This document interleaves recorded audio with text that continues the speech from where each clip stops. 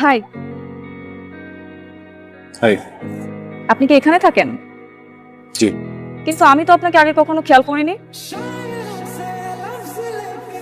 খেয়াল করতে হবে কেন? ওয়াও, আপনি ফুল পছন্দ করেন? গাছ পছন্দ করি, সব ধরনের গাছ। আমিও। তাই পছন্দের জিনিসের যত্ন নিতে হয়, জানো তো। গাছে পানি দাও। পানি? হ্যাঁ হ্যাঁ, দেই তো। Excuse me. আবার কি? আপনার নাম্বারটা কি পেতে পারি? ইয়ে, মানে যদি আবার কখনো বিপদে পড়ি এই জন্য। বলুন।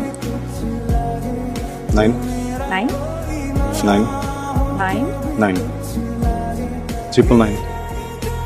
বিপদে পড়লে আমাকে না, 999 ফোন দেবা। আচ্ছা, আপনি আমার সাথে এমন কেন করছেন? আমরা কি ফ্রেন্ড হতে পারি না? কিসে পড়ে? ইন্টারমিডিয়েট। দিচ্ছি।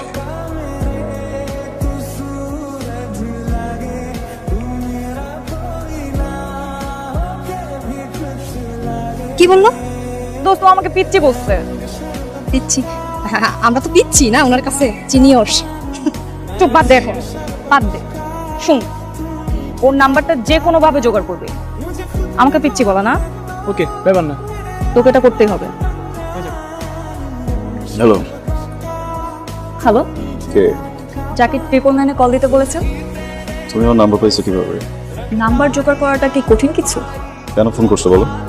ইম্পর্টেন্ট কথা বলা ছিল। হ্যাঁ, সেটা বলে ফেলো।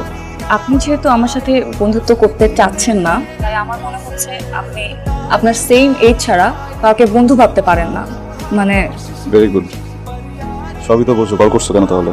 তাই বলছিলাম কি, আমরা কি বন্ধুর থেকে একটু বেশি কিছু হতে পারি না? দোস্ত দোস্ত দোস্ত, দেখ শুনে বাচ্চা, এটা ওনার বাচ্চা নাকি? আর ওনার বাচ্চা কবে কেন? ভাস্তি বা ভাগ্নি হতে পারে। তুই যা।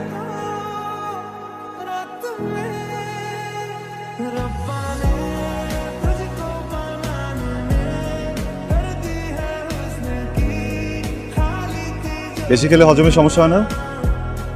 হজম? হুম, হ্যাঁ হয়তো। গাছেরও হয়। এই গাছে এত পানি দিতে হয় না, এত পানি দিলে মরে যাবে তো। আসলে গাছ অনেক বেশি ভালোবাসে তো, এই জন্য। মা যেমন জোর করে ভালোবেসে খাওয়ায়, আমি ওদেরকে জোর করে ভালোবেসে খাওয়াই। এই তুমি কে? আমি রিয়া। তুমি কে? আমি রাই। রাই। বাহ, বেশ সুন্দর মিল তো আমাদের। হ্যাঁ। সো তুমি এত রেডি হয়ে কোথায় যাচ্ছ? কই, কোথাও তো যাচ্ছি না, নানু বাড়ির থেকে এবার বাসায় ফিরবো। আর আমার স্কুল ছুটি হলে আমি নানু বাড়ি ঘুরছি। বাহ, ভালো। কি হয় আপনার? নাচতে না থাকবে? বাবা, আজকে কি? ধাতি জি। বাবা, আমার মেয়ে। চলো মা।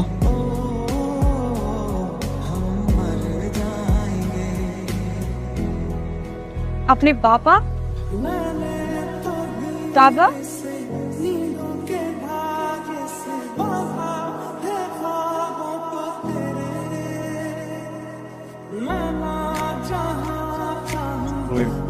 তুমি তুমি এখানে দাঁড় করে রাখবেন? না ওই ভিতরে কেন, মানে কোনো কাজ ছিল? কিছু বলবা? আমি আপনার কাছে আসিনি। রাই, কই যাচ্ছ? রাই, রাই,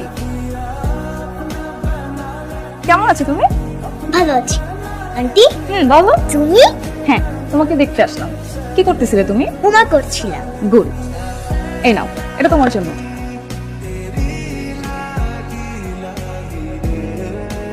আপনি না হলে আমার বন্ধু হবেন না, ওকে আমার বন্ধু হতে দিবেন না। মামুনি, এটা তুমি নাও। এটা তোমার জন্য, তুমি নিবা না? আমি তোমার জন্য এটা এনেছি। তুমি আমার বন্ধু হবে? হ্যাঁ, যদি তুমি এই গিফটটা নাও।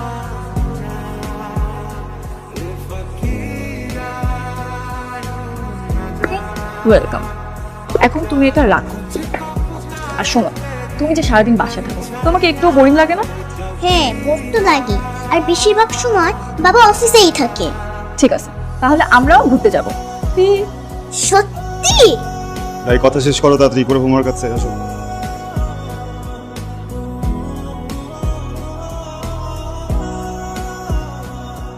তুমি একটা ইররেসপন্সিবল মেয়ে। আমি ভাবছিলাম রাইকে তুমি ভালো রাখবা, পুরোটা আসলে আমার দোষ ছিল। যাও বেরো, বেরো এখান থেকে যাও। তোমাদের কাউকে যেন রায়ের আশেপাশে আর কখনো না দেখি। আউট, আউট, বেরো, বেরো, বেরো, যাও এখান থেকে যাও।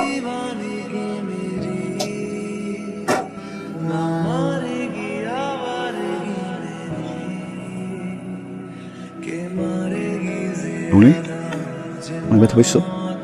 হ্যাঁ, অনেক ব্যথা পেয়েছো অনেক? ঠিক আছে। আন্টি আম্মু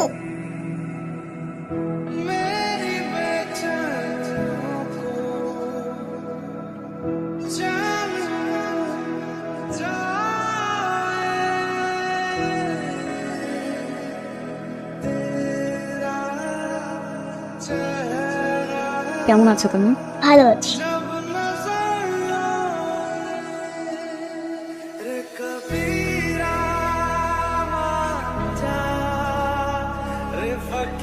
সরি।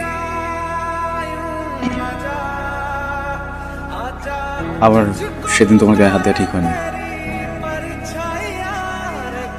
আসলে রাই ছাড়া আমার আর কেউ নাই। আমার জীবনের সব থেকে সেন্সিটিভ পার্ট বলতে পারো। এর আগেও একটা অ্যাক্সিডেন্টে আমি অনেক বড় কিছু হারিয়ে ফেলছি। তো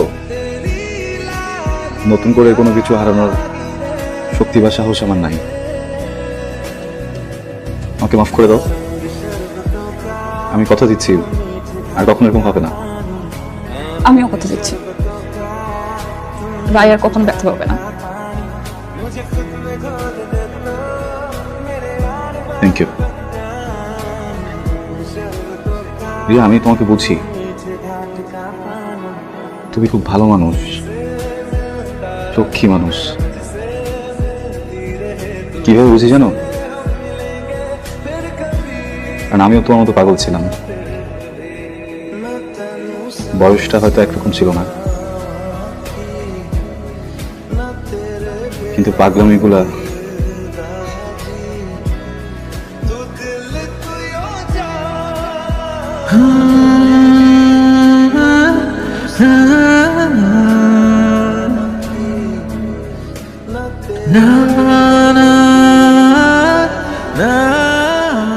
প্রথম দেখাতেই আমার মন হরণ করে নেয় সে, যাকে বলে লাভ এট ফার্স্ট সাইট। ছোট্ট একটি দুর্ঘটনায় হাতে চিকিৎসা নিতে গিয়েছিলাম, কিন্তু পেয়ে গেলাম মনের চিকিৎসক। ভালোবেসে ফেললাম ওকে। এটাকেই ভালোবাসা বলে। কারণ আর কোনোদিন কাউকে এতটা ভালো লাগেনি, মনের মধ্যে কারোর জন্য এমন হাহাকারও লাগেনি। তাকে এত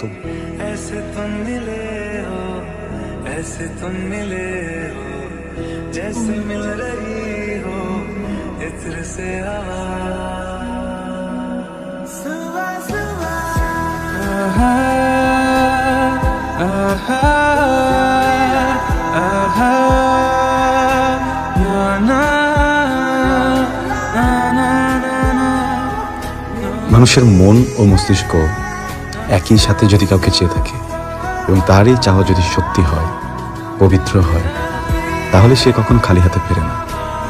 আমিও ফিরিনি। সায়রাও আমাকে ভালোবেসে ফেলল, কিন্তু তার ফ্যামিলি চাইতো সেজন্য একজন ডাক্তার ছেলেকে বিয়ে করে। আমার মতো আইটি ফার্মে জব করা কোনো সাধারণ কাউকে না। কিন্তু সায়রা তার সিদ্ধান্তে অটল ছিল। ভালোবাসার মানুষকে সে হারাতে দিবে না। দেয়নিও সে। এক সন্ধ্যায় খুব সাধারণভাবে বেলি ফুলের মালায় আমরা দুজনকে বরণ করে নিলাম। এই অনুভূতি আমি পৃথিবীর কোনো শব্দ দিয়ে ব্যাখ্যা করতে, এই যেন এক অনির্বচনীয় সুখানুভূতি। আমাদের সুখের রাজ্যে চাঁদের আগমন ঘটল। রাইয়ার জন্মের পরে আমরা যেন আরো পরিপূর্ণ।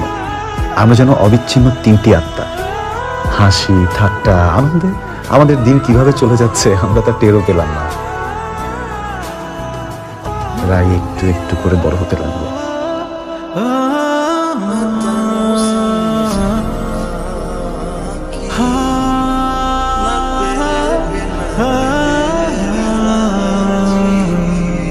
রাস্তা পার হতে গেছিল, গাড়িটা সরাসরি এসে এখানে আঘাত করে। মাথা থেকে অনেক রক্তক্ষরণ হয়েছিল। লোকজন যখন নিয়ে আসে তখন আমরা টের পাই। সরি ভাই, আমরা আসলে বাঁচাতে পারি।